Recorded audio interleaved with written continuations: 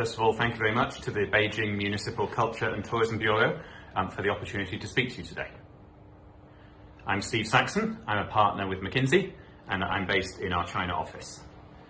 I lead our travel and tourism work across the whole of Asia.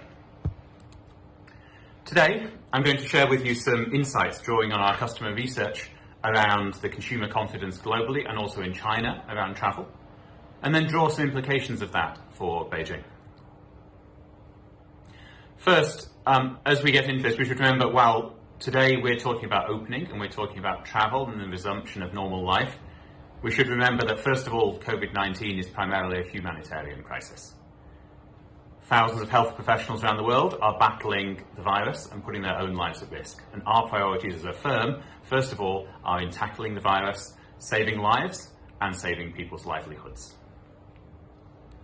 You can see more on McKinsey.com on the work we're doing to combat the virus and its effects. Today, in particular, we're talking about livelihoods and the livelihoods in the travel and transportation industries. I'll start by looking at the consumer confidence around the world. And we track this every month through our global surveys. And there's a starkly different picture emerging by country. First of all, there's no clear trend. Some countries are getting worse over time, some countries are getting better, and we do see that linked to the spread of the virus in each location. Also, clearly standing out here is the optimism within China. The confidence in the country's own economic recovery is the strongest that we see in the world. That follows through on the next chart to looking at the implications for travel. And in our surveys, we ask about the expectations. Do you expect to be traveling more or less after COVID-19 relative to pre-crisis?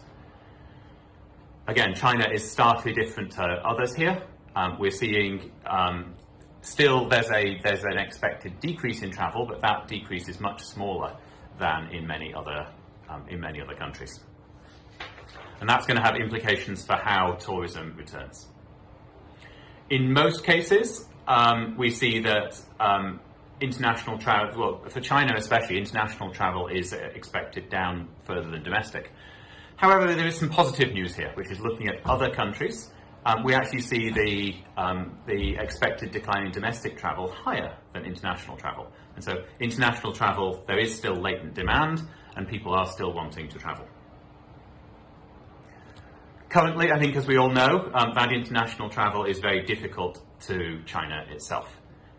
This chart looks at what happens in terms of weekly airline capacity, and currently the airline capacity is at 90% down from where it was this time last year. The lighter lines on this chart also show you what the previous schedules were, and so what's happening here is basically the airlines continue to push back the schedules as the quarantine restrictions remain in place and the testing restrictions also tighten for inbound travel to China. The passenger numbers are therefore down 98% inbound to China from where they were this time last year. On a more optimistic note, though, we do see some latent inbound demand to China. McKinsey has partnered together with IATA, the global aviation sector body, and we've developed the Air Travel Pulse, which is an online tracking service available to all airlines, plus I think IATA ticketing agents as well. And through this, we can track the inbound travel to China. And the good news is that there is some. Like if we're looking at August, there's sort of 18,000 searches of people looking at ticketing inbound to China. And that's a lot higher than it was earlier in the year.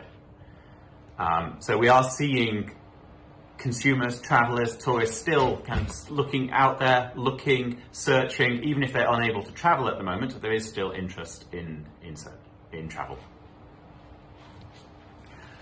Travel bubbles have been mentioned. Now, the progress on these so far is relatively limited. Macau obviously has opened to as a source and destination market for domestic tourists. But if we look at the international inbound markets, there was some discussion around Singapore or around Korea. However, those really at the moment are very small scale and are targeted at inbound executives. There's also a lot of friction through the process, requiring applications and requiring tests. So we're not going to see the large scale resumption of inbound tourism until there are much more open borders between the countries.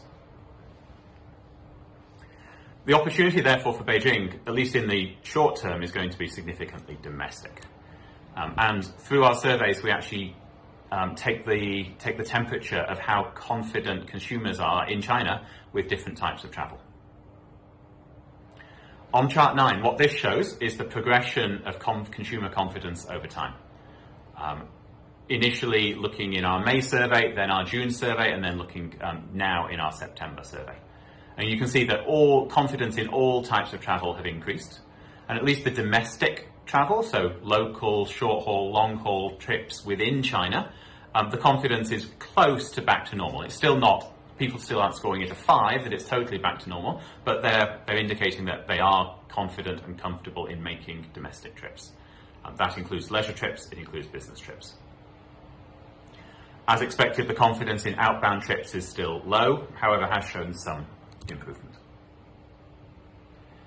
That has flowed through into what we've seen with domestic airlines.